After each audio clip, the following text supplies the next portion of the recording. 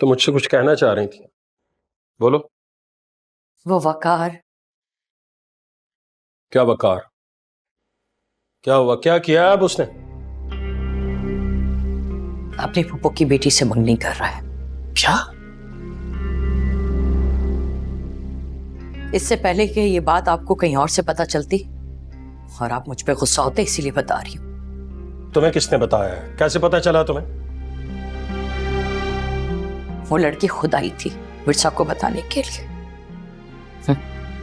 बताने क्या आई थी? मेरी बेटी को चढ़ाने आई थी। हमेशा से चाहती थी कि वकार से शादी हो जाए उसकी। उस वक्त तो मौका नहीं मिला उसे, और अब वकार उसी लड़की से मंगनी कर रहा है।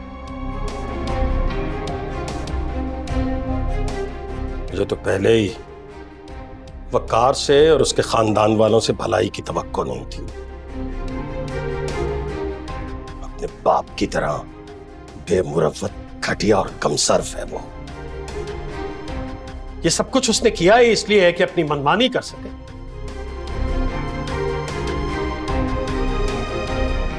काश तुमने अगर विरसा को इस तरह लावारिसों की तरह उनके घर ना भेजा होता तो उनकी असलियत जो अब सामने आई है बहुत पहले आ जानी थी। घटिया लोग।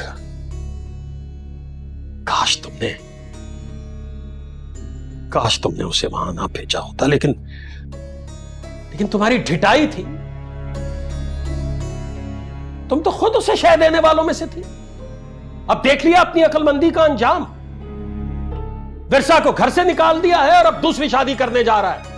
आपने कभी जानने की कोशिश की कि आपकी बेटी ने एक कदम क्यों उठाया है?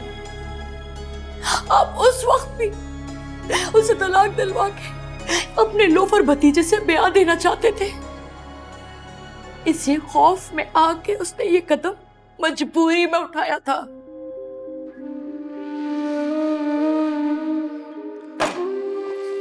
और अब भी आप ऐसा ही कुछ कर। क्या मतलब है तुम्हारा? क्या कहना क्या चाह रही हो तुम? तुम ये कह रही हो कि अगर मैंने उसकी शादी किसी और के साथ करने के बारे में सोचा तो वो इस घर को छोड़ के चली जाएगी? यही कह रही हो ना? बोलो। मैं ऐसा कुछ नहीं कह रही। यही कह रही हो तुम फातिमा, यही कह रही हो। पहले तुमने उस लड़के के घर उसको भेज दिया जो निकाह करने के बावजूद उसे अपने साथ नहीं लेकर गया था। अब कहां भेजोगी? बोलो, कहां भेजोगी अब?